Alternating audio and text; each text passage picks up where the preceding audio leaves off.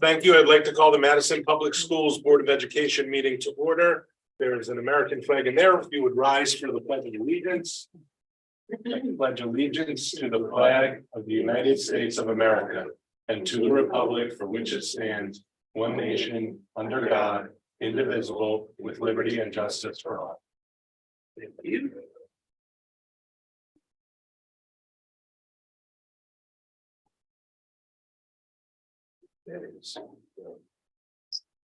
Everyone here except for Maureen, who is available online. She might have to jump off early, but she's with us as well. School community session, public participation. Yep. Emily, would you like to, do we have anyone that's,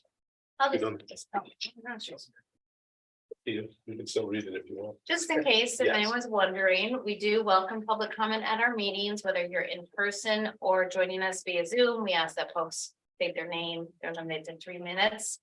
And it is not a time for public discussion, but the public commenter may be contacted afterwards if there's any follow-up. We do not have anyone online. We might later. Do we have anyone in person who would like to speak at this time? Okay, thank you. Thank you. Next is our Board of Ed student representatives reports, Lucy and Eli.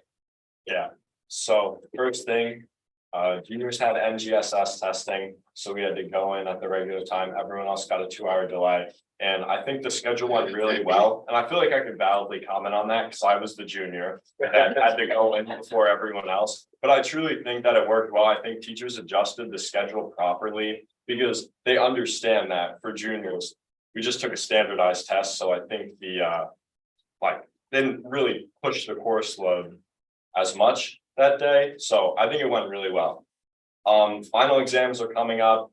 It's the reason that school doesn't really feel over for me. Everyone's telling me like, oh, it's almost done, kind of, but I still have exams. So I'm not acting like it's over yet. So all the senior events are planned. Lucy knows a lot better than I do about all the senior events because I'm not participating in any of them.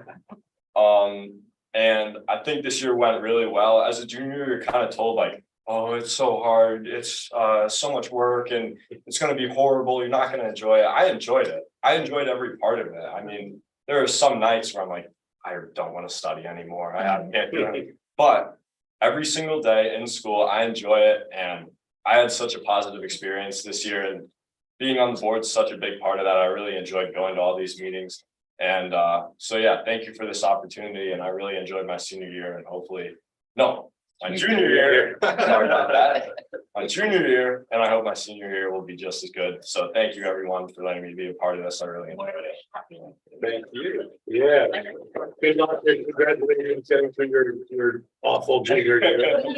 Thank you. Left, right? Yeah. Don't get senioritis this year. Congratulations on being a rising senior. Yeah, I work as a lifeguard and I have an internship, so very busy summer. Now I've got some closing remarks. True to form, notes app. But when Mr. Salutary emailed me this afternoon regarding my last Board of Ed meeting, it honestly came as a shock to me, even though it probably shouldn't have. It's on my calendar. But I know my time at hand is coming to an end, but it feels like just yesterday that I met all of you. I remember my first board meeting, watching you all via Zoom. And all I can say is thank goodness we're back in person.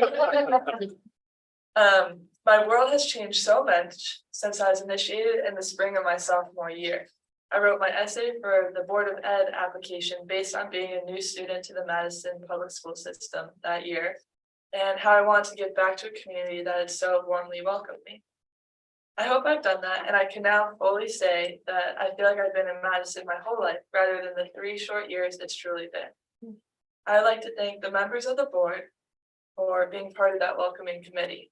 You always listen to my reports with a smile, even when I was zooming in from my car at a basketball game. And believe me, those smiles went a long way for a 16-year-old girl giving her first ever presentation to the superintendent and other members of the board. I think I can safely say that Eli and I are the only kids in Madison that can say I have to go meet with the superintendent without anyone immediately thinking we're in trouble. Even though she's not here tonight, I'd also like to thank Isabel Bagel, my predecessor, for always leading with a strong example and showing me how to be the best Board of Ed rep I can be. To Eli and Mr. Salutary, thank you for putting up with me and my busy schedule, especially when senioritis got the best of me and I started running a little late to our early morning meetings this spring. And finally, to the board, I would like to once again thank you for taking a chance on me all those years ago. This was truly an experience I'll never forget. Thank you.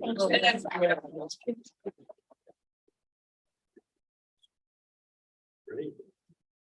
Any comments for our illustrious reps? I'd just like to say it's very bittersweet to say goodbye to Lucy. I think you're wonderfully perceptive.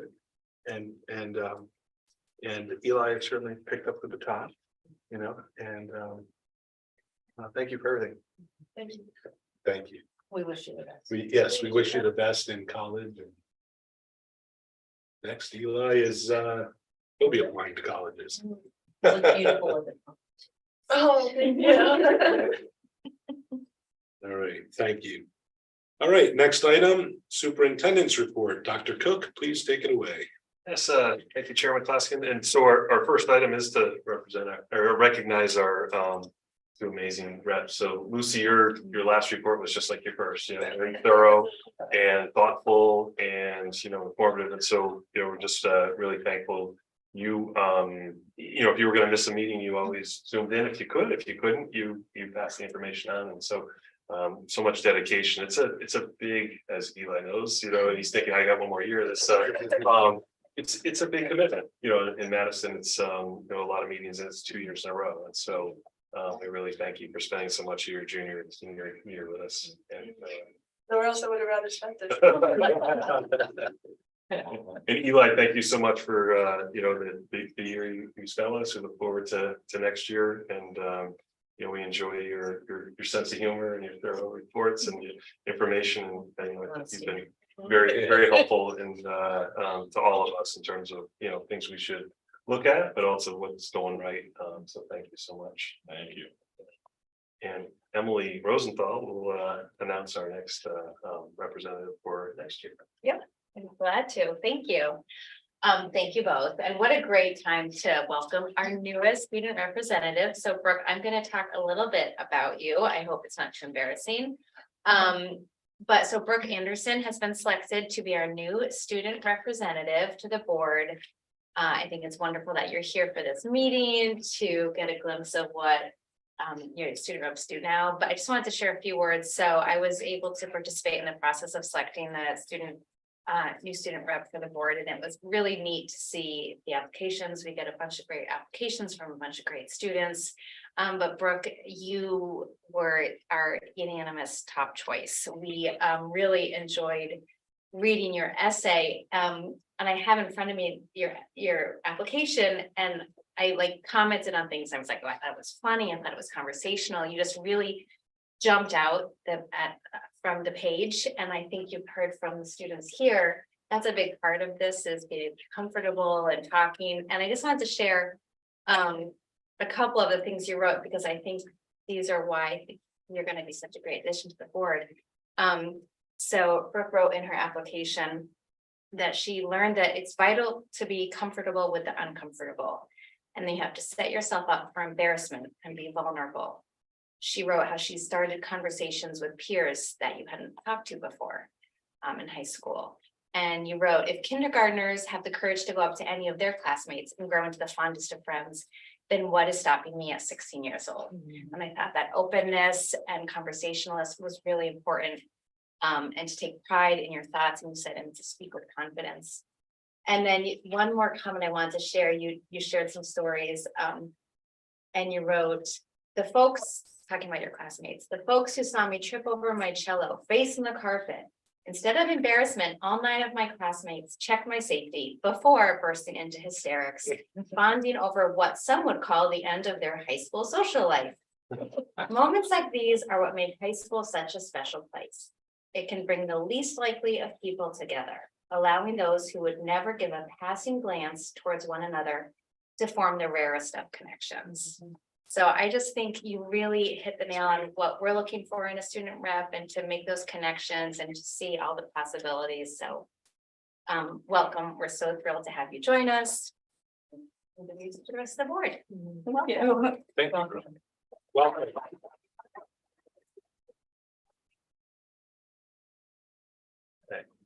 Just one quick note before we move on to our next item. We have now received word just as new as today, we have 3 state championships for the spring season to celebrate. The board in public may be aware of the first 2. Girls tennis won the state championship this past week, and in girls track and field as well. But today the boys golf team won the state championship. So as always, a very successful season for our sports teams, and we're really just thrilled to see our students go on and do so well. And the last remaining team that is contention and still playing, I don't want to leave them out because we may not have a chance to recognize them further, as boys lacrosse is playing tomorrow in the semifinals. So really good stuff as we end the year. Our next item is a building project educational specifications update. And so Adam Levitas, who the board knows well, is with us from Colliers. We are going to project the document that So either. That's the most important stuff. Nice meeting you. Summer. Take care. Best of luck. Thank you. Good luck. Good evening, everyone. Again, Adam Levitas. I'm with Colliers Project Leaders. We've been hired by the town of Madison to serve as the owner's representative and project manager for the elementary school. So as Dr. Cook mentioned, tonight, just want to give a little bit of a brief update that we've passed another milestone in the design phase, but also to show how that process and the budget, the estimate all relate back to the ed specs. If you recall, I did a similar talk with some difficult decisions and value engineering as it relates to the ed specs back at the schematic design phase. Now we've gone through our design development phase, and so I'm here again to discuss the issue. So just as you've got the 2 pages in your packet, that's the value engineering and value management log from the school building committee. There's not, we're not going to go through all those items necessarily. A lot of them are just design related decisions that the school building committee handles.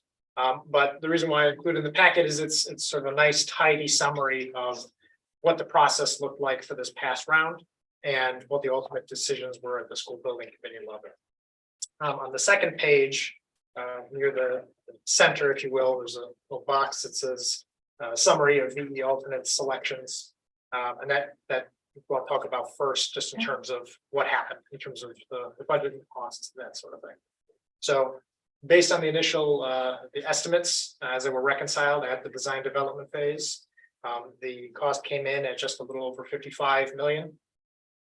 The school building committee then reviewed a number of value engineering items as presented by Colliers, Tecton, the architect, and Gilbane, the construction management firm, by which the cost of the building, as estimated, was reduced by about 2.9 million, down to an overall budget overrun of approximately 5.8 million. So that's moving in the right direction as compared to schematic design, where that number was approximately 6.9, if I recall. So at schematic design, same sort of exercise happened with value engineering and value management. And at that time, the board voted to amend the education specifications, most notably with regard to square footage of classrooms and sort of right sizing them a little bit to help save on costs. As part of the design development effort, no outright changes to the education specifications were suggested in terms of fundamentally altering the building design per se. However, there were 3 items that were in the education specifications that were flagged to serve as alternates in the scope. So what is an alternate? Essentially, it's something that continues to be designed and presented on the drawings, but it's not included in the base scope as part of the overall budget number initially. So think about it when you're at dinner and something is a la carte. You can buy it, it's priced, you know what you're getting, but it's not part of the main meal necessarily. Those three items, which are on there, two are on the first page near the bottom, and the second is on the second page near the top, are the radiant flooring, which was also mentioned at schematic design. That's a supplemental heating system, and it's only at the pre-K and K wings or classrooms rather.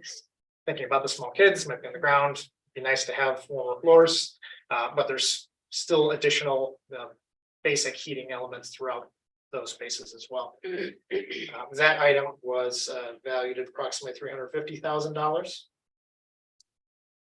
There is also a fire protection system change where the education specifications called for it's called a pre-action system, as well as a waterless fire suppression system in the server rooms. So rather than having your standard sprinklers come on, spray water in the server rooms, there is an option for having a more robust system that basically does a double check to ensure there's actually a fire and it's not just someone smacked a sprinkler head, as well as providing a waterless system. That value was targeted at $225,000. Ultimately, with that particular item, it's not typically provided in elementary schools. Both the architect Tecton and the Gilbane, the construction manager, and Colliers as well, have never built a school in Connecticut that had it. It's usually more typical in server farms. It's not necessarily inappropriate or not valuable. It's just something that there is a reasonable cost reduction of their method there. And then the third item was providing not the backup infrastructure of the space, but providing the actual tray washing equipment as an alternate. So this is something that was discussed in a number of meetings with Art and the project team as a, how is the kitchen intended to function? And there was in the education specifications a bit of a discrepancy between some of the square footages as provided, which is what a lot of the cost estimates pre-referendum were based on, as well as the equipment list specified. So the square footage suggested it was a smaller kitchen, not full, not a full service kitchen with washing, etc.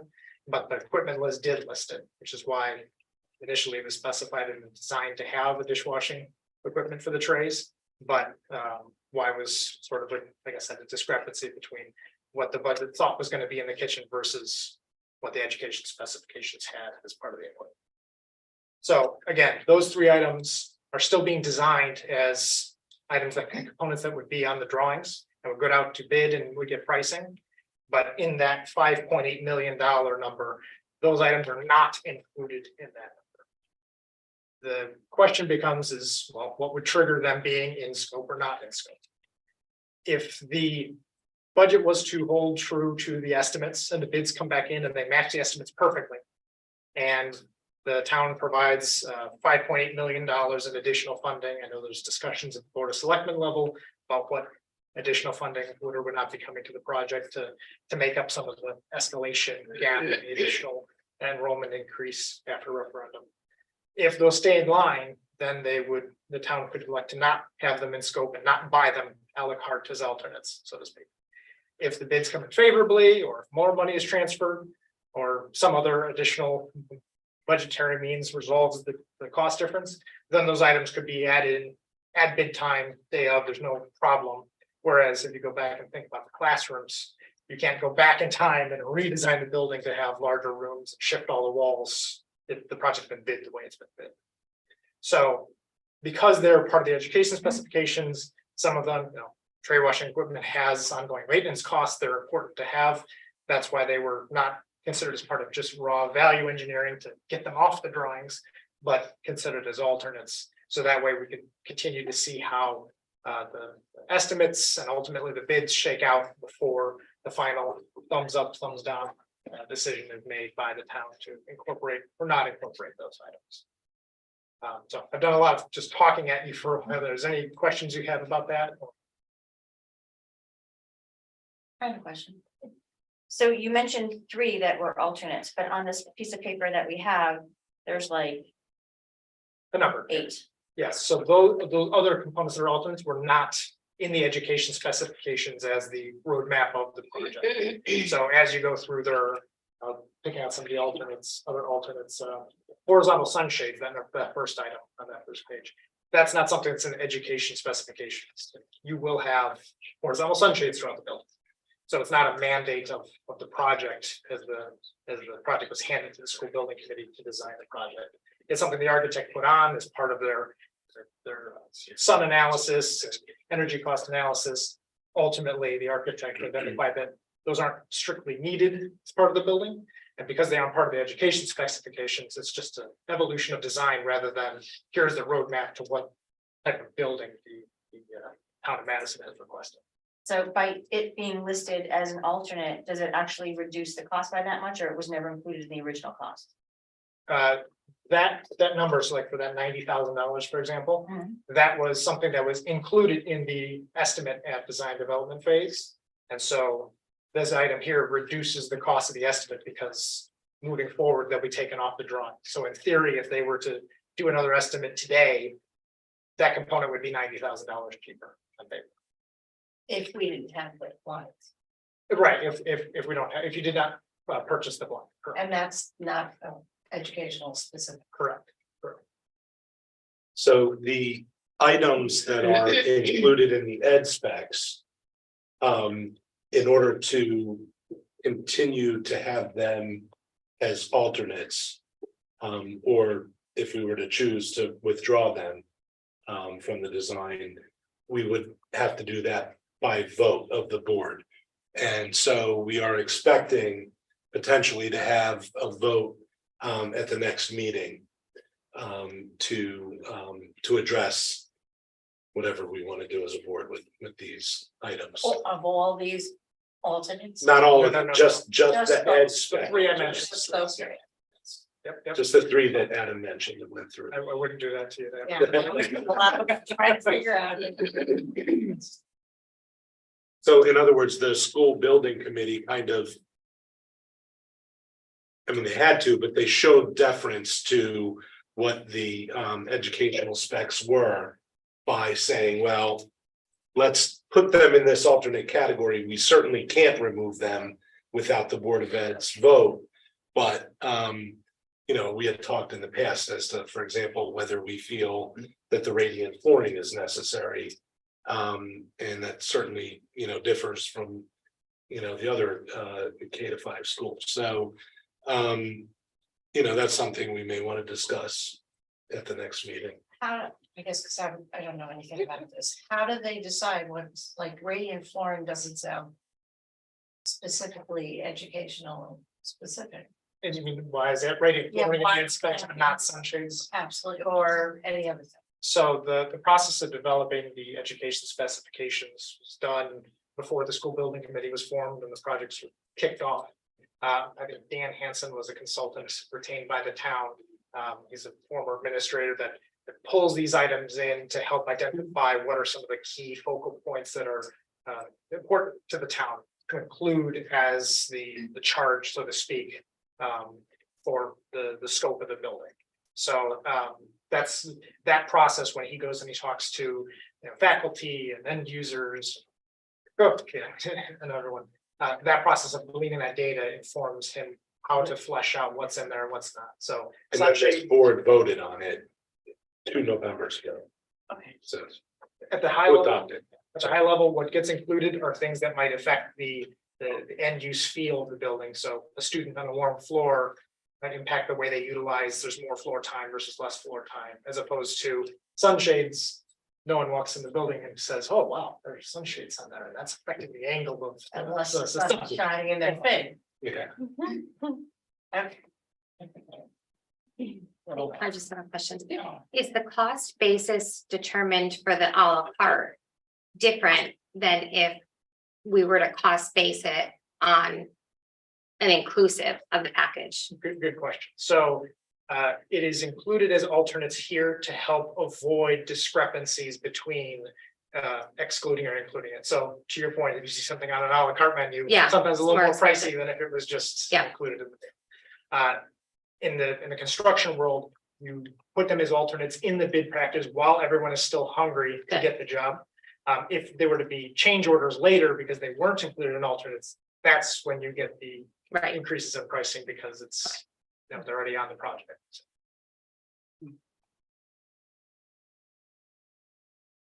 Any other questions? So the beginning part of this, the top part, where it is about all the value engineering and value management log, and it's. Everything was accepted except for like 3 things that are listed under rejected, like is that the school building committee is saying that they don't want it in the specs anymore, is that? Effectively, we went through each item to evaluate what those items were versus the cost value. And so for each one, the school building committee determined that the value that could be gleaned from taking this item and eliminating from the drawings is more than the value of having it in, given the budget overruns. And is that something that we have to then vote on? No, The only thing we'd have to vote on is the 3 items that Adam mentioned. Our plan would be to vote on the 20th. But we wanted to have Adam here tonight. We're not planning on having him back on the 20th. So if you have any questions, feel free to ask him tonight or anything in between. But we would have it for agenda item or to vote on those things. As he's shared, they still could be included in the building by the building committee if the numbers come in lower. and so there are a lot of items, like the whole 2/3 of the first page are items that were not subject to the ed specs. These were design elements that were designed in by the design team, like the architects and designers and groups that had input. So these were things that were added, like, nice millwork in a certain area, stuff like that, when they see the cost over, the projected potential cost overrun, they kind of said, well, yeah, like Adam helped to identify these line items, and most of them, it was felt by the school building committee, we can live without that to get this down quickly to a more manageable discrepancy. And just another question, so on the stage flooring, it says switch from hardwood to LVT, what is LVT? Laminate vinyl tiles. Thank Or you. luxury vinyl, luxury vinyl. Which is great. Any questions? Any others? So clearly Adam hasn't had dinner yet tonight with all these references. Go and thank you for. Oh, yeah. that. If there's any questions, feel free to reach out, happy to answer them. Adam, thank you. Thank you. Next item, you have a memo from me that was presented to the finance committee, so Galen will help me out with this as well. We've talked about this quite a few times. We talked about it prior to even the budget being passed, because we knew we would have a $75,000 reduction. So those 3 items are there that we have. When I first presented this to you, it was projected, but these are all firm numbers that we were able to achieve. And so Stacy, on a board vote tonight, would alter the budget based on these reductions. So finance committee met and discussed this. I'll ask Galen, share any thoughts. Well, I can't add too much, except to say that the total reduction is about $75,000 due to criminal liability insurance reductions, $30,000 in electricity lower costs, and about $25,000 in savings in new staff hiring resulting from unexpected retirements. And that actually concludes my committee report. All right, so there is an action item later in this meeting to vote on accepting that $75,000 reduction. And we will get to that in due course. Last item we had for you was the Chartwell's food service contract. So we've had a contract with Chartwell's for a number of years. In the last 7 years, that next year would be the 7th. We've done 1 year addendum. We have done that because we have an excellent relationship with Chartwell's. I do have Art Sickle here tonight to answer any questions that the board may have. This year in particular was challenging to Art and his staff because I asked him at the same time as we were going through this process to be prepared if the state budget included free breakfast and lunch for all students, because we would need to be ready to go back on the National School Lunch Program. That did not happen in the school budget, and so Art did a lot of work to get to that point. I wouldn't say it's wasted work, it's something that will be ready if that ever happened again. And he's familiar with both programs because he's been on both programs. But we're asking the board later on to approve the Chartwell's food service contract. Art does a lot of work in terms of negotiating those costs. And in the food service industry, I think the results of his negotiations are excellent in terms of the numbers that we're asking to increase the contract. We sent out some information today by email to the board based on some questions. So, but if there's any further, we have Art here to answer. Can I just say something? So Art, I know I worked with you when I was on personnel with the contract previously, but I think, a lot of the board members are somewhat new to Chartwell's and the history that we have with them. Could you concisely just give a brief summary of what, because it's been such a big change over the years of what has been happening. If you gave just a summary of it, it might help some of the board members. Sure. Well, I started working on the food service portion of my job probably 18 years ago, 19 years, something like that. And at the time, the district, like pretty much all other districts, were on the National School Lunch Program. And we had found, reasons to try various food service management companies, which is the technical term in the National School Lunch Program for companies like Chartwell's.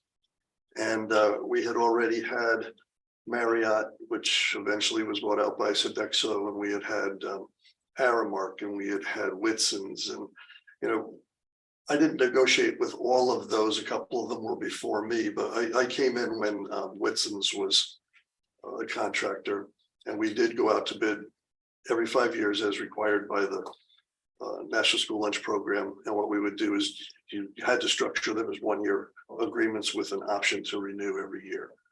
So we ended up leaving Whitson's, and Chartwell's got the agreement probably, I want to say, around 2014. We had been on the National School Lunch Program with them, and as time went on, we found that the program was losing a lot of money, and Chartwell's had structured some contract language with us. We negotiated a break-even guarantee, an operational break-even that included very specific items in their P&L statement for us. And it was a relatively difficult thing to manage because in many cases, the employees belonged to the food service management company, but in our case, the employees were Madison Public Schools employees. So they would manage our employees, which is still the case right now. But it was very difficult for them to negotiate a lot of things because they had no control over the contract with our union employees and things like that. That had no reason for us to go off the National School Lunch Program. But what was happening was we were losing so much money.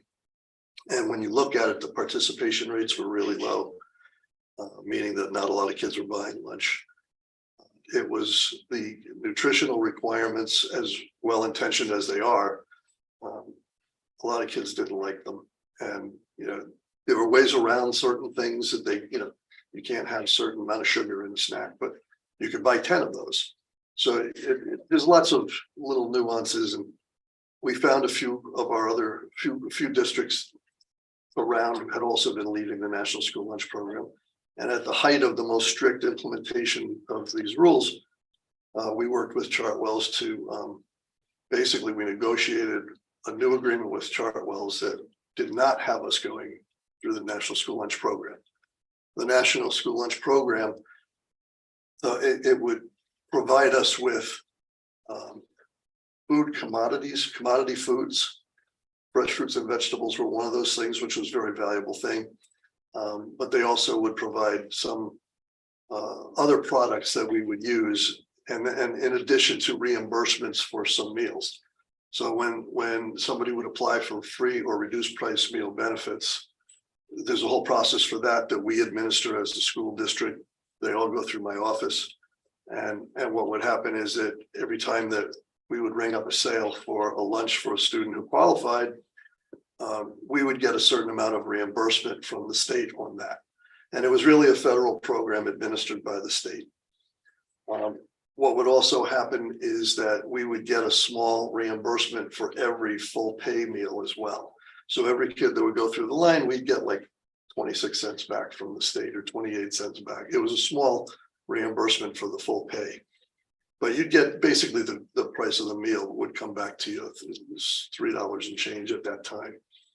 So we were losing a ton of money. Chartwell's no longer really could guarantee a break even after several years. We negotiated a stop loss instead. So we would stop loss at $60,000. And what happened was, as we ended up getting off the program, the first year we got off the program, we were able to really improve our menu. Kids are loving the food. Faculty has turned around completely. Even the faculty wouldn't really support the old program, but they seem to really enjoy the new one.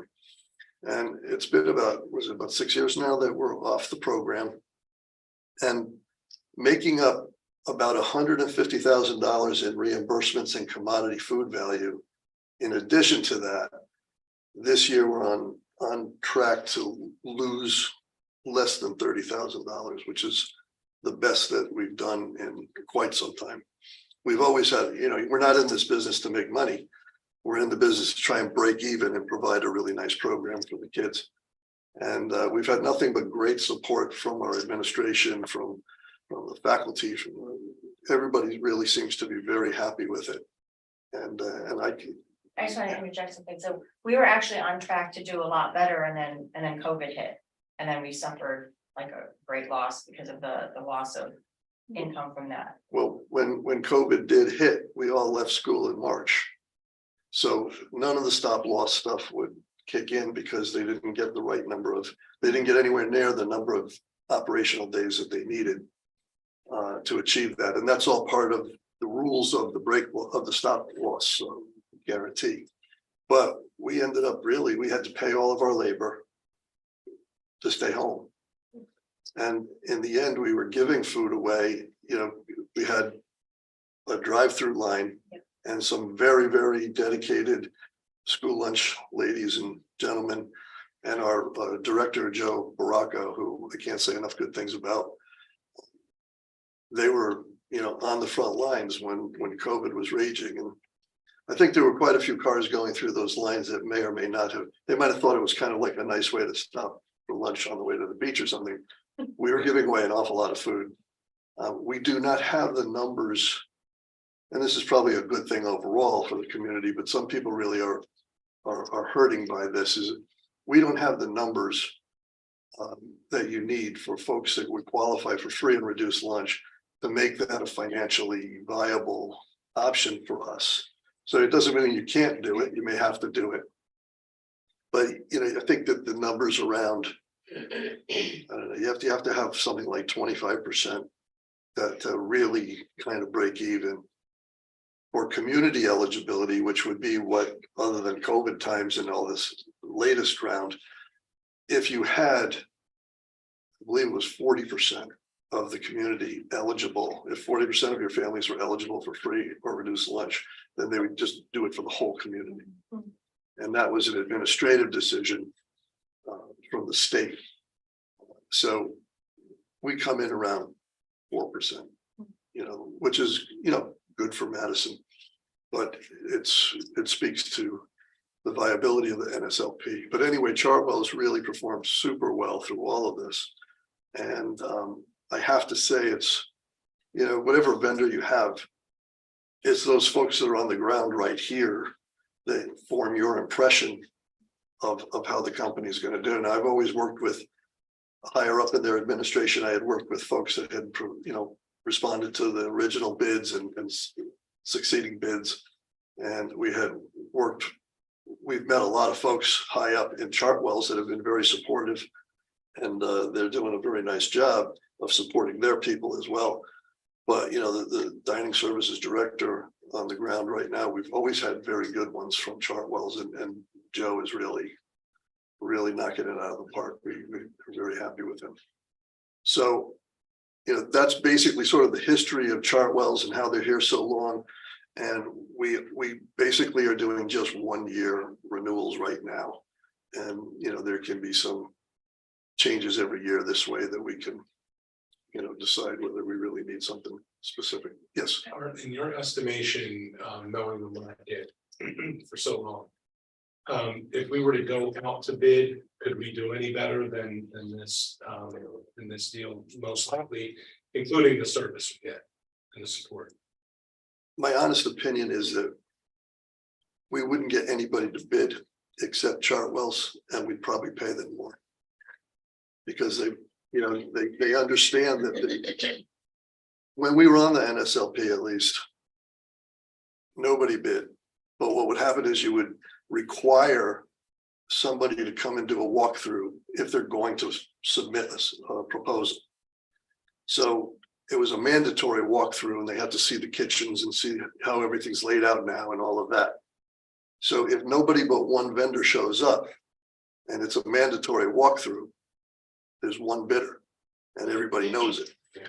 So, it's a real dilemma as to figuring that out. It is possible you have a vendor that you like, things are going well, but you could end up getting a worse deal. But Chartwell's has been super to work with. And again, we've had many other companies. It hasn't been we haven't had them in a long time, obviously, but I think that these 1-year agreements, especially with our district in the, redistricting, building new buildings, consolidating others, all these different things, it's great to have this flexibility of the one. And I can see when we go forward with the next one, we might want to, lock in a little differently. Thank you. Marianne. So I was trying to read through all this stuff, within a couple of days. And exactly what are they looking, what is the difference? I know there was a little bit of difference with money, 5% increase. What else? Because I couldn't figure out what they're looking for to add to or to have part of this, or the addendum, what they This are addendum, looking for. the addendum really just changes the date, the expiration date of a contract to a year out. So this is basically And it does increase their fees a little bit. And we go over certain things that are possible, but at the moment are not in the foreseeable future. There's a discussion about capital investment. A lot of companies will propose a capital investment that they'll make that we would then pay them over time for. They would amortize it. That's very applicable when you're doing a 5-year agreement or 5 1-year agreements at the same time. And they say, well, we'll do this improvement and that improvement for you, and we'll finance up to $100,000. Let's say, just hypothetically, you have to have some improvements that you want to do. And then, you can't just say, I want $100,000 and we'll spend it later as we see fit. You say, we want to change the serving line at Jeffrey School, and we want to do a rebranding of something else, or a new refrigerator somewhere. And then you bid it out and you get some budget estimates for it, and you find out that's going to be $100,000. And then you put that in your RFP that all the companies would then respond to and say, all right, we'll do that with no finance charges. We'll put it in. So that's a real consistent thing from each of those companies. They all do the same thing. And I don't see it as a real great benefit. Nothing's free. And it's all built in. There's some profit built into that sort of thing, but a lot of that language has to do with, well, what if we don't renew after 3 years? We're in the 3rd renewal of 5 and we still owe you money. And what it does is it explains we have to pay you the balance of what we owe you for that investment right then and there, or we can stick to the original schedule. That's the language in there. And it talks about conditions that have to be met in order to have them limit our losses to $60,000. Like you have to have no less than 170 operating days at high school, no less than 175. Those were what those numbers are. And that you can't obstruct certain types of, not obstruct sales, but you can't deny them certain opportunities to make the money. You can't have a natural disaster that, like COVID in that event. But it also said too, you had to have a certain amount of children, right? Yes, that's in there, and it's so much lower than our current enrollment, it's not really any concern at all. That's something that they all like to put in there. All those companies that I've seen have a minimum number of students for the year. I think the number was 2,100. Yes. Yeah. Well, we have 2,500 right now.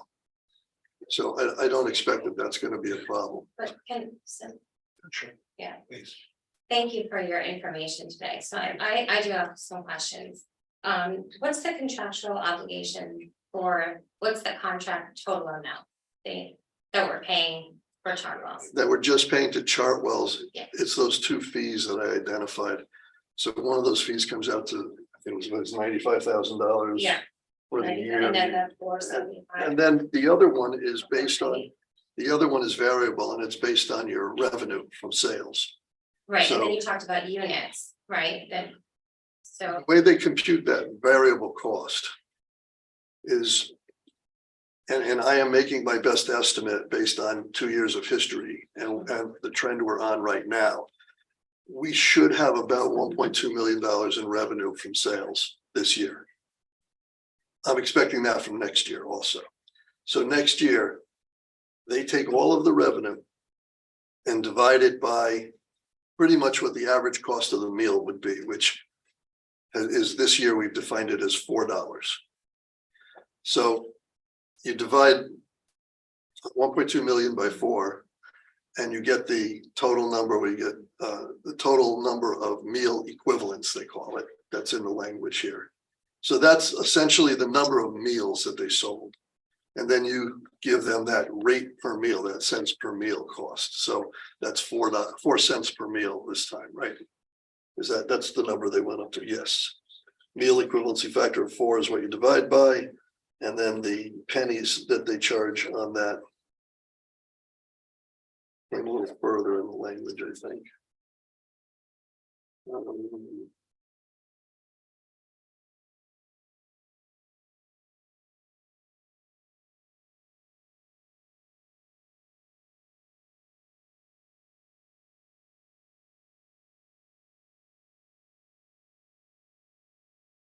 So I don't see it. No, on there. it's 1.3, 6 cents per meal equivalent. Okay, 6 cents per meal. Under, yeah, one section. Under section. It's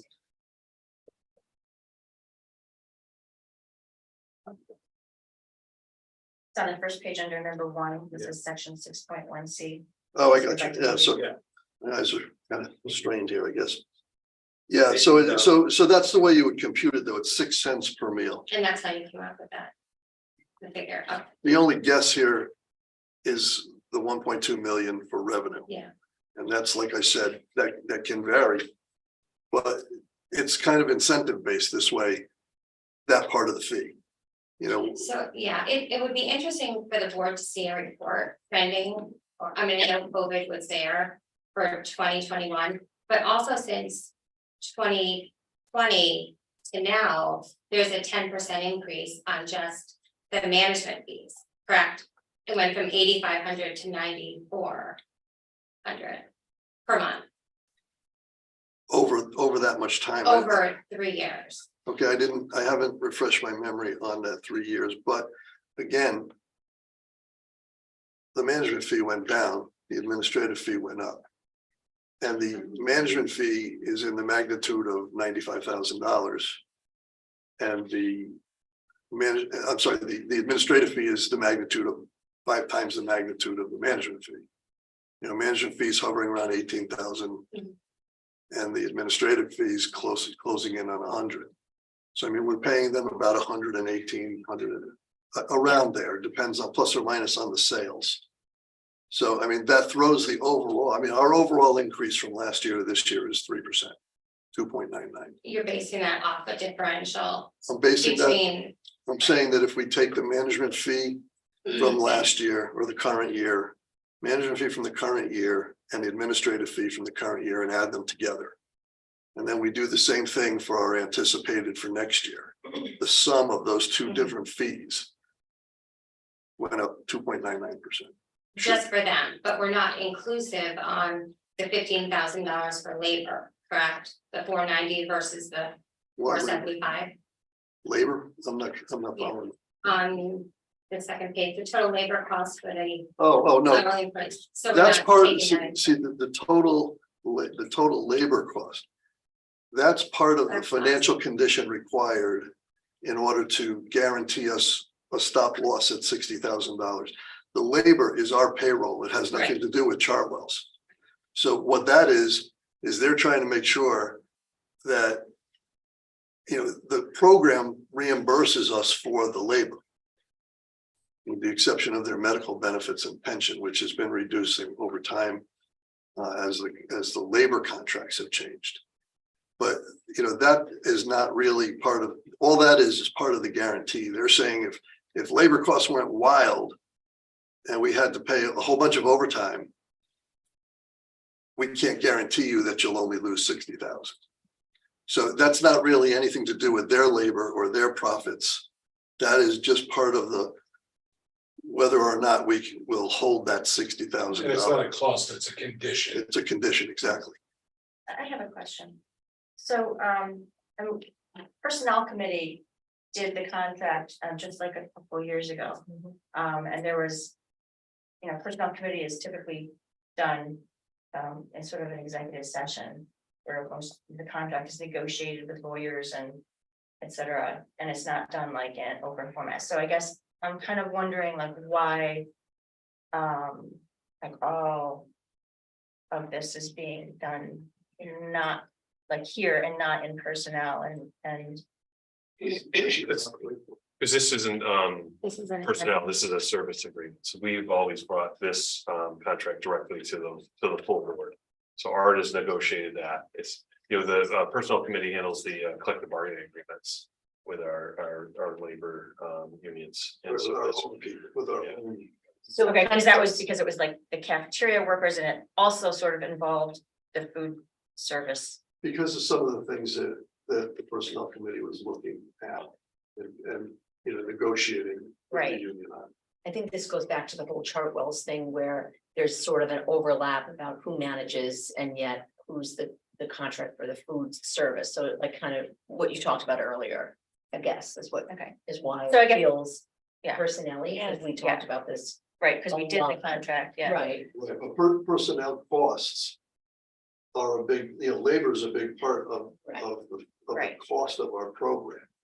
It's just that it's not part of Chartwell's. They're just making sure that stuff they have no control over won't go out of control when they're guaranteeing us a stop loss.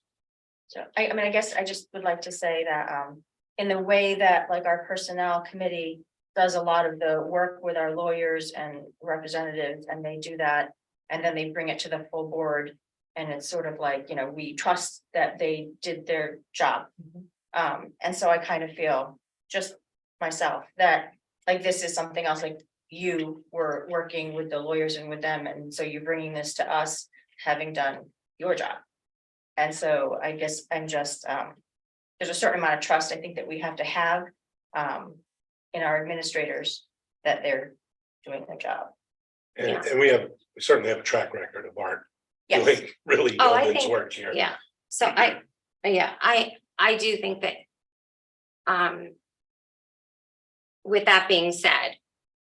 I think there was issues with COVID and, you know, contracts and whatnot, but I have to say I'm a firm believer in going on to bid. Whether or not somebody decides to bid or not bid, and maybe we have to go back to a free and reduced kind of atmosphere. And I'm a huge component of capital improvements. I mean, I think it's a win-win for both. So it would be interesting to get a report from Chartwell's as well, to see, you know, what their material is costing versus, and what their bottom line says versus what our bottom line is saying. And then make a more informed decision than just kind of taking this. Yeah, I do get a monthly P&L statement Yeah. from them, and I go over it with Joe and his manager. Mhm. There every month, we go over it, we reconcile our payroll to the charges that they're offsetting through the program. And we do look at that. I said, this is a very, very routine process right here. So I understand all that, but when is this, they need this by the end of this month? Right, I mean, the renewal. Right. So I guess my question is, especially maybe being a new board member, is this has just been brought to our attention now. And again, I was on the I'm on the personnel, so my first thing was, how come, we didn't know about? So if in fact you were to go out to bid, wouldn't you have done it like Would have done it. a lot sooner? Would have done it in February, March. Yeah. Yeah, So what makes you just, Wait, I'll leave finishing. no, that's okay. What makes you just, you just decided, I mean, it's your job, but you decided that this was okay, and then we were just gonna. I just a little, Well, we talked, certainly. If I could jump in, I did update the board that you were gonna see this contract. The other pieces are too, as I shared today, so in another year, there would be pretty significant changes potentially for this, where the personnel committee and Art and our attorneys have negotiated the potential to outsource the employee group. right, And so I don't imagine anyone would bid on a 5-year contract, even Chartwell's, in lieu of that potential, that we would have to notify them that in a couple of years, we could be doing that just change. change, and that will shift the whole landscape of this, and that the 20 or so cafeteria workers would now become the ownership of Chartwell. They would be paying wages and benefits, and it would look very different. So as we showed today, there's 6 years in a row that we've done this 1-year agreement typically in this time frame. As Chartwell's goes through, they need to be profitable as an organization. They're going through the year, they want to see as much information as they have, they can potentially have in terms of sales and trends and things like that as they go through. And they were also watching very closely this state law. Us and about 19 other districts in Connecticut that did not offer, not part of the National School Lunch Program. We're all in this situation where Art was working on this other piece. When that didn't happen, he continues his attention on this contract. So again, to return a 3%, with great service and in the position we are, we're really pleased. We found out from the trash and recycling contract that going out to bid actually cost us more money when that happened. When Bill did that process, we ended up receiving a higher fee. I'm not saying that's what would happen in this case, But the same vendor. yeah, yeah, that could be the potential outcome, or we don't Would get it- anyone to bid. Would it be fair to suggest that, and I realize it's June 6th and we have to do this by June 30th, right? To continue on with this addendum for next year, with the understanding that we would go out to bid and kind of change the schematic or the scope, RFP, whatever you want to call it, in March of next year, so that we can at least see what's out there. Yeah, I see what you're saying. I think what we would want to do is probably have and this could be an executive session with the board sometime in winter to discuss where we stand in terms of our thoughts on the outplacement of employees, and then if that were something, we'd be making a recommendation on whether we did or how that works, or we could be recommending another 1-year contract, but we can certainly bring that to the board much earlier, because it could be potential changes. Because sometimes I think, just changes, I'm not suggesting Chartwell's is not good at all. But what I'm suggesting is sometimes the appearance of change, right? Or the appearance of looking for change kind of sparks a different change on a different side. So you don't know what's out there unless you. There's no guarantee though that that up in Hartford, they're not gonna bring back the idea of. That's another potential too. We could Correct. be the, we could So- look at that. What didn't happen was that they were going to mandate sort of that everyone they were gonna do free lunches for everyone in the federal lunch program. In which case then the districts like ours that do not participate in that program. There is a large call from the community to say, well, we also want free lunches for everyone in our community. And so what would that look like? And so it did not actually pass, it did not, I don't think it even went to a vote. Is that correct? The local education authority would have to fund the free lunches for everybody. Yeah. Right. And So then- make no mistake about it. We're funding free and reduced price lunches for those who qualify through the regular federal application Yeah. process that the National School Lunch Program uses. We have about, I'd say, 150 students right now, 150 families right now. Yeah. That are qualified and that come through the line, very anonymously. And what we may find, if we decide in a year that that number is higher due to the economy, we may find that. So who knows? Is that a fair statement that people are struggling? We still do a lot of work about getting that word out. And so I think it's a, fluid in terms of that. Happens and then the qualifying numbers change from time to time, So we haven't seen any major jumps, that I've seen in the last few years, and even before that, it's been holding pretty steady around 4%. I think that number is always in any community underrepresented. I think that there's always more, and so we do try and put information out, and then the technology advances have made it much better, that it's not identifiable as a student goes through. Exactly. Right, so we do have a vote tonight on the agenda, potentially to either approve this 1 year extension or otherwise. So we'll have the opportunity to make discussion points, arguments, whatever, before we take that vote. But just any other questions for Art? And Thank we you. appreciate all the Thank you, questions. Art. Good question. Thank you, It everyone. was very thorough. Art, thank you very much for Yes, thank you. your expertise here. I can easily stick around for the vote if you have further questions. Thank you. That's great. That concludes my report. Thank you. Board member comments. I would only start with, right before this meeting this evening at 6:30, we had a special program to thank the retirees who are retiring this year from the district.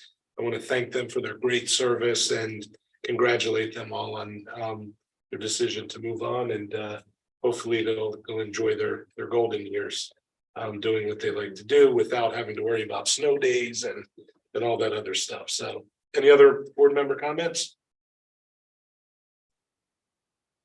Seeing none. Okay, any audience response to information presented? Do we have no audience here? Is there anyone online? Thank you, so. All right, we've got the consent agenda with line item transfers as of June 1st and budget expenditures as of June 1st. And an action item. I need a motion to approve the consent agenda. So moved. And Second. seconded by Kathy. Thank you both. Any discussion? Oh, and I should say before the vote that Emily had to depart because she had a conflict for the second half of the meeting. Maureen is still here online. So we've got 1, 2, 3, 4, 5, 6, 7, 8 board members present for the vote. Any discussion on the motion to approve the consent agenda? We do anticipate line item transfers next meeting, but I don't think there are any tonight. None tonight. Okay. All right, any other discussion? All in favor, aye. All opposed, nay. Any abstentions? Motion carries 8-0. Thank you.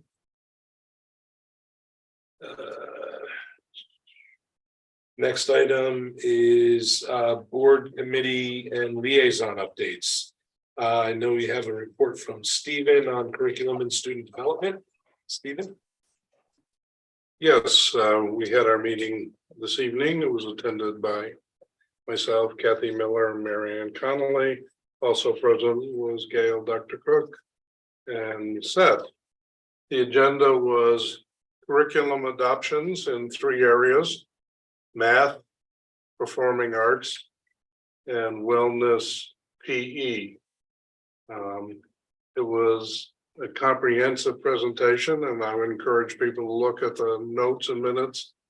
Roughly 72 pages of curriculum work. Starting with the math adoption was in the grade 7 math and grade 8 pre-algebra.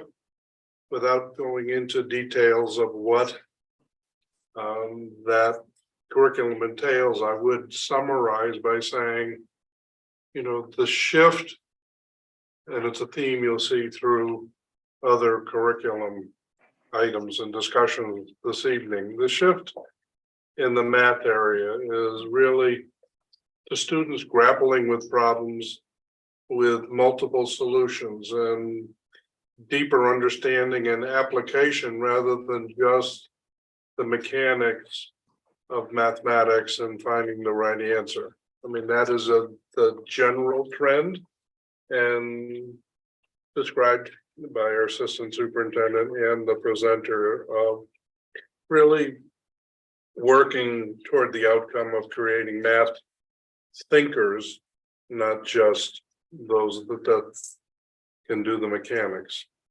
The next steps for that math cohort of curriculum writers is the grade 7 pre-algebra and algebra 1. There's a shift overall from a focus on content to instructional practices, and of note is the weekly adjustments by the professional learning communities and coaching. So the monitoring of where the students are and making adjustments is part of the ongoing work. The other area of presentation was in the performing arts, and that was a year's worth of work. There were many representatives of the music and theater arts instructors here for the presentation. There was essentially 28 courses and a vertical alignment from kindergarten to 12th grade in music and in theater. And again, one of the phrases that I think summarizes what has been very comprehensive work is their commitment to what they call exposure to immersion. So, starting with the youngest children and exposing them to the fundamentals of music and the arts, and then an increased development of skills and concentration that really becomes, very impressive as we get into the upper grades. In addition, the curriculum revisions have been very responsive to the 21st century changes that we see in the arts, so that the adoption of digital music and technology into the arts, was clearly evident in the new courses that are being developed. Polson has developed as part of the performing arts, the Polson Theater program. And there was a clear and a lot of work done around a progression of performance-based rubrics. And that's something obviously the teachers and the instructors are using, but of note was the degree that students are being involved in looking at their own efforts and their own performance against those rubrics and the goals that they should be working toward personally. So that self-awareness and self-monitoring and growth was embedded in the performance art curriculum. The last area, again, a lot of comprehensive work is in the wellness and physical education area. With again, some a number of adjustments. Of note was, you know, that a number of students were surveyed, and what was a guiding process was, what are the students looking for? What are they interested in? And trying to respond to that. The other is just the overall philosophy that was embedded in each one of these curriculum areas, which is, how do we have these areas really impact on the students for life? You know, how do we begin with wellness and physical education so that the activities aren't just taking a gym course, but, you know, learning how to be involved in lifelong recreation and wellness. And then there are courses that the students choose that can reflect that. You know, those changes have been reflected developmentally in terms of 9th and 10th grade. And of importance is, you know, previously health was a segment of the PE course. So it was part of the year and it was embedded in part of the PE experience. Instructors and the leadership in the district felt, you know, the health curriculum has so much critically important information for young people to have. It should be a course in its own, and you know, that has been an outcome. In addition, the continuing work with Madison Youth and Family Services and building in a social work aspect, school counseling and social work into the whole health and wellness curriculum has been very comprehensive. Board members, in response to looking at this curriculum and based on the presentation, are feeling like Madison has to be very close to the forefront of emphasizing and really building the wellness and health curriculum. Continuing work in terms of the wellness is the phys ed K through 8 needs to be finished, and some high school electives, and the K through 5 health is continuing work to be done. But they're very comprehensive presentations, and clearly, particularly for the music and for the wellness, I mean, the culmination of a year's worth of work. And the meeting adjourned at 6:28. Any questions? Questions? Thank you, Stephen. Good report. Good report. Yeah, some excellent work they're doing with curriculum development. It's amazing. Facilities Committee, Emily had to leave, but there has not been a Facilities Committee meeting, so there probably would be no. She told me there was no. Yeah, thank you. Okay, Finance Committee, Galen, and we already made your. Well, thank you. We met at 5:30 last Tuesday, the 23rd. We adjourned at 5:45. We had a full committee, Christine, Emily, and myself. Seth attended along with Stacy Novitz and Dr. Cook. We moved the proposed budget reduction of 75,000 with the board tonight. And the other part is that as of the 23rd, our projected actual available balance was 16,927. Stacy always does an amazing job with the administration of nailing that. And in our next meeting, we should receive a second round of funding to address special education, and we'll have a motion to close out for the fiscal year. And that is the end of my report. Thank you. Personnel Committee, Maureen. The committee hasn't met since our last meeting, so we do not have an update. Thank you. Policy Committee, Diane. We met on May 23rd. We discussed the following policies for rescission that you will actually see on the agenda tonight as an action item. I will say that if anyone is uncomfortable with the waiving of the second read to when I'm all done, we can discuss it, and if needed, we can remove it and just have it as a first read tonight. However, these policies are for rescission. Policy 5090.4.2, freedom of speech / written and oral expression. This policy, we had looked at before, we sent it back to, Shipman and Goodwin for review to make sure that all, components of the policy were covered by existing policies or handbooks. They determined that it was. We asked them to review lines, 10 to 13 again, which if you look in your policy, refers to the lines about the school district assuming no responsibility for contents of any written material produced, posted, circulated, or otherwise distributed, nor will be responsible for any student conduct related to any interest other than those of an orderly and efficient educational process and proper school environment. So we did have them take a look at it, and they felt, they came back with the district is covered by policy 5110.4 student discipline, which outlines what behaviors or actions fall under our purview, as well as our various technology and acceptable use policies.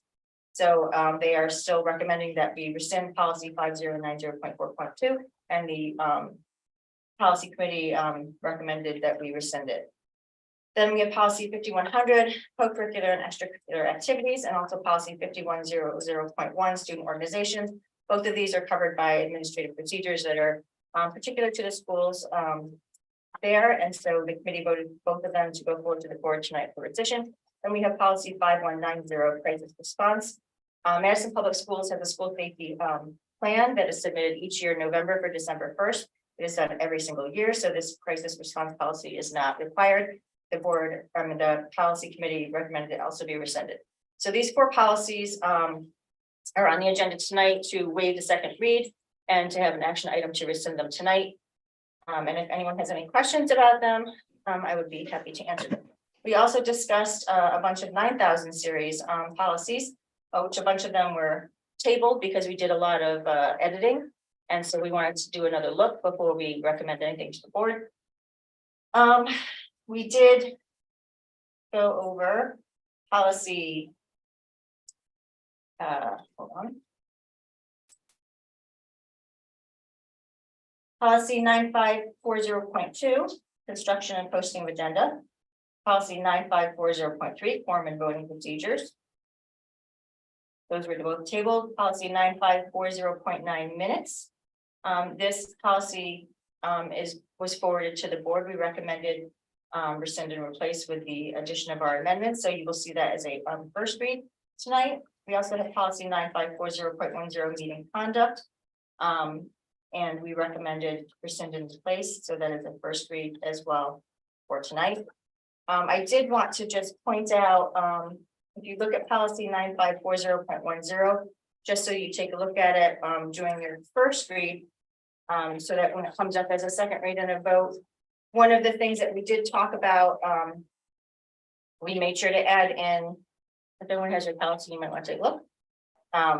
We did add in the 3 minutes allotted to speakers when they are speaking at a Board of Ed meeting. And also, one of the things that was in the old policy that is not currently in the new policy, and so you should think about it and decide if you want to recommend it be added back in, because when it comes up as a second read and as an action item, you can only make 1 amendment. So think about it. And that is, if you look at the current policy, the second paragraph says comments and questions at a regular meeting may deal with any topic related to the board's conduct of the school. Comments at special meetings must be related to the call of the meeting, meaning whatever is on the agenda. So now that particular phrase we did not put in the new policy 9540.10, meeting conduct. However, if we do follow Robert's rules of order newly revised, and in Robert's rules, it does say that special meetings and that special meetings, the questions or the speaking must be related to the agenda. So we didn't feel that we needed to add in that paragraph, but if anyone is more comfortable with it, we can certainly discuss it. So then we talked about policy 9420, officers, formerly board officers. We made some amendments there. And that was also tabled so that we could go over everything at the policy committee level again before it came forward. And then we had 2 other policies that were tabled due to lack of time. So that was the committee meeting report. However, we have exhibits tonight. I'll review them again. Policies for rescission, waiving the second reading, policy 5090.4.2, policy 5100, policy 5100.1, policy 5190. These are for rescission. For tonight, your first read is 9540.9, minutes, 9540.10, meeting conduct. Then we have policies for a second read tonight. which you already saw as a first read, and they are policy 9220.4, board member removal from office. Policy 4150, acceptable use of computer equipment and related systems, software and networks. Policy 5210, acceptable use of computer equipment and related systems, software and networks. And policy 5090.9, use of private technological devices by students. You will find in your packet the policy summaries from Shipman and Goodwin, and if anyone has any questions, I would be happy to try to answer. And the report. Thank you. Can I just point out real quick? Yes. It sounded like there's two of the, a repeat of the same policy, but one of them, acceptable use of computer equipment and related systems, software and networks, is in series 41, in the 4,000 Right, series. one's faculty. one's- Refers to students, and the other one 5210, Yes. yeah, applies to. Sounds the same, but, and they are essentially the same, it's just one is aimed at faculty and one is aimed at students. Thank you for that clarification. Yeah, I knew you knew it, I just wanted the public to Okay. know it. So, Thank you. So if no one has any issues with waiving the second read for the rescission items, then they will remain on the agenda for tonight. End of report. Any questions for policy? Any questions? No? Okay, thank you. Good report, Diane. Learn liaison. Oh, Mary Ann. We met on May 11th. Superintendent Mike Belden presented the CFO actually from Lauren. Presented a preliminary review of the proposed 23-24 budget for them. Then he is the executive director. She gave us some legislative updates and went through a bunch of the bills and policies that were rescinded and accepted, and I could go on and on about that. And then learn agency updates. They just went through a bunch of different places, and actually they're exploring food management system service and back office and curriculum development writing, and it's a long meeting. And then they talked about again, food service was a big issue, and we did talk about that. And he actually uses Whitson's to be selected for their food service contract as of July 1st, 2023. Lauren will enter into a lease for 58 Pennsylvania Avenue, Niantic, with a limited company for Lauren's Transition Academy program, one of the programs that they do, which will provide additional space for students currently on the wait list and classroom setting to allow students to experience classroom setting. And that's transitioning into their district's special ed kids. Basically, that's it. And our next meeting is Thursday, our last meeting for the year. Thank you. Any questions for Learn Liaison, Mary Ann? Seeing none, thank you. All right, so item 10 on our agenda is an action item. As we've discussed, we're voting now to reduce the budget by $75,000. So I need a motion to reduce the approved 23-24 budget by $75,000. So move. By Diane, second by Galen.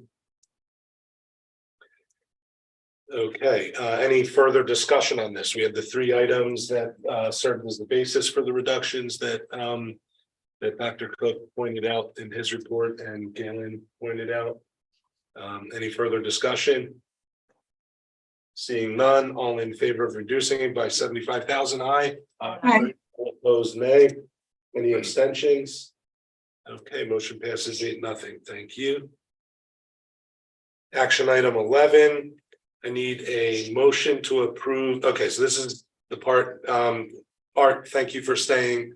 If we have any further questions, I need a motion to approve amendment number 7, effective July 1st, 2023, to the agreement between the Madison Board of Education and Compass Group USA, Inc., by and through its Chartwells division, dated July 1st, 2016.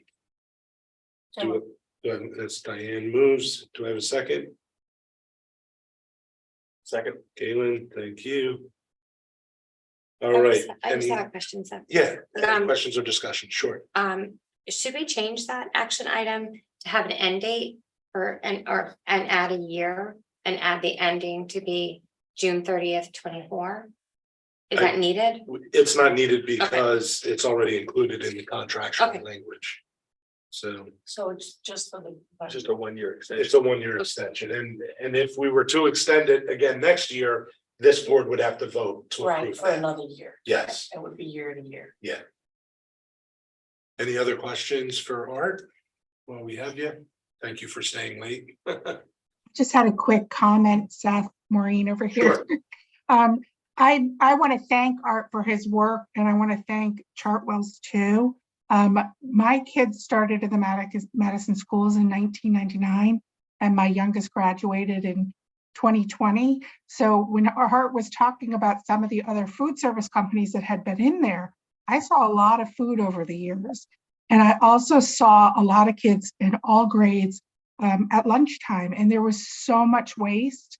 And I'll tell you, when I looked at the food, I could see why my kids weren't asking to buy lunch a lot. It didn't look as appetizing. It felt very much like institution food. And I remember one of the things I saw that bothered me was seeing so much get thrown in the trash, and our kids just take a bite of something and throw it away. So I remember when Chartwell's came in and it was like the gates opened, the kids were so happy. It was such a buzz because the quality of the food has gone up tremendously. And I will also give Joe Baracco a shout out because as a PTO president and being on the PRC, we ordered food from catering from them quite often for various events. And it was beautiful. They did a wonderful, wonderful job. So I just want to highlight that the quality that we're getting from Chartwell's and the service is just remarkable. And in my opinion, a huge difference from anything that we had during that whole time. So I'm delighted to support the extension of the contract. Thank you, Maureen. Any other comments, questions, discussion? I would just add that it'd be great during finance meetings to get those monthly reports from Chartwell if we could, just to review. We can get something. for the- Great. for the meeting, sure. Okay, thank you. Okay, any other comments, questions, discussion? Seeing none, all in favor of approving amendment number 7 effective July 1st, 2023 to the agreement between the Madison Board of Education and Compass Group USA, Inc. by and through its Chartwell's division dated July 1st, 2016. Say aye. Aye. Aye. Opposed, nay. Any abstentions? I'm sorry, was that, did you vote aye? And I just wanted to check. I'm okay with it as long as we consider going out to bid next year. Thank you. And You're Maureen, I didn't catch your vote. I'm sorry. Yes, I voted yes. Aye, okay. Aye. So that passes 8-0. Thank you very much. Art, thanks again for all your guidance on this. Okay, action item number 12. I need a motion to waive the second reading and rescind the following policies. 5090.4.2, freedom of speech / written and oral expression. 5100, co-curricular and extracurricular activities. 5100.1, student organizations, and 5190, crisis response, So for moved. the reasons mentioned by Diane during the report. So Diane moved it, Second. second by Kathy. Thank you. Okay, all in favor of waiving the second read and rescinding those policies? Aye. Aye. All opposed, nay. Any abstentions? 8-0. Thank you very much. Action item 13, motion to approve the following policies. 9220.4, board member removal from office. 4150, acceptable use of computer equipment and related systems, software and networks. 5210, acceptable use of computer equipment and related systems, software and networks. And 5090.9, use of private technological devices by students. So moved. Moved by Diane. Do I have a second? From Mary Ann, thank you. Any discussion on those policies that had their second read already? Any further discussion? Seeing none, all in favor, aye. Aye. All opposed, nay. Any abstentions? Motion carries 8-0. Thank you very much. Action item 14, motion to approve the disposal of used books and equipment. There was a used books and equipment schedule included in our packet. So everyone had an opportunity since last week to review that. Can I get a motion to approve the disposal of used books and equipment? Diane, and second, it looks like Mary Ann. Any discussion? Seeing none, all in favor, aye. Aye. All opposed, nay. Any abstentions? Motion carries 8-0. Thank you. Action item 15. I need a motion to approve the minutes of May 9th, 2023 Board of Education meeting. So moved. I'm sorry, who was that? Diane? Thank you. You know who it was. Yeah, and it was off to my right. Couldn't tell if it was one or two people over. Do I have a second? From Christine, thank you. Any discussions or corrections or recommended edits to the minutes of May 9th? Seeing none, all in favor, aye. Aye. All opposed, nay. Any abstentions? Motion carries 8-0. Thank you. Action item 16. I need a motion to approve the minutes of the May 23rd, 2023 Board of Education meeting. So moved. Diane, do I have a second?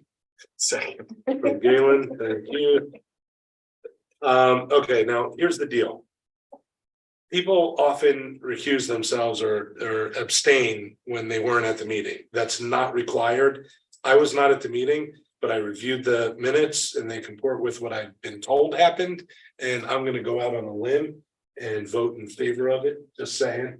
Any other Well, discussion? since I read the minutes, I think you're safe. Yeah, exactly. I was hoping Diane got any issues with correct if there were any wrong. So any further discussion? Seeing none, all in favor of the minutes, May 23rd, 23. Aye. All opposed, nay. Any abstentions? Motion passes 8-0. Thank you.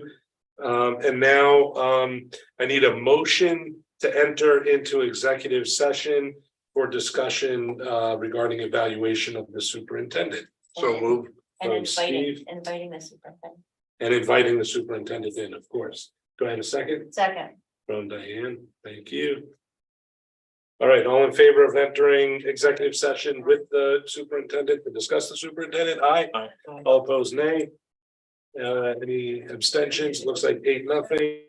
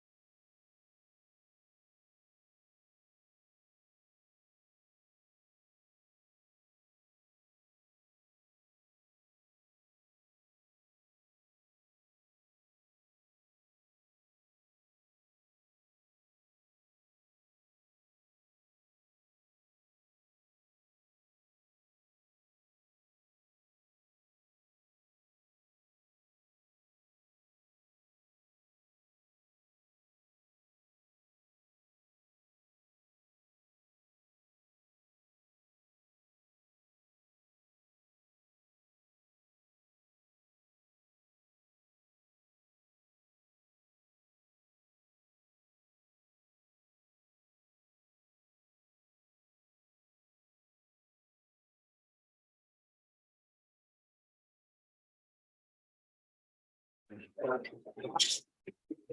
right, I'll let- Funny that we can vote out of executive session when you're not allowed to vote in executive. Yeah. And that most amusing. Robert's rules. Yeah. Are we really out of executive session? It was tradition. Are we all set? Yeah. All right, everybody, I need a motion to exit executive session and return to regular session. So moved. Stephen. One second, we back carefully. Thank you. Any discussion? Nope. All in favor, aye. All opposed, nay. And so now, Maureen couldn't join us for executive session, so another one bites the dust, so it's 7:00. So the longer the meeting goes. Anybody have any requests for future agenda items? Paper towels. Hotels. We're gonna bring you some. All right, item 19, meetings and dates of importance. Those, I'm sorry, were you No, gonna no, have something? no, no. Okay, Policy Oh. meeting is listed on the, as the wrong date. It was changed from the Yes. 20th to the 13th. Yeah, it was changed after the packet went out, so I couldn't fix that for you. Am I the only one that has that then? Changed. No, we No, all. I No, don't it's on the, Yeah, when the- Okay. it's the 13th, yeah. Yeah, Oh, 6:30 and 13th, right? Yes. 13. Tuesday, June 13th at Yes. 6:30 is policy. It is not on June 20th. Yeah. All right, who wants to fight over the motion to adjourn? Okay, Diane, and then I did see Mary Ann raise her hand, so I'll give her the second. I didn't get it out. All right, to adjourn at 9:17 PM. It's not too bad, actually.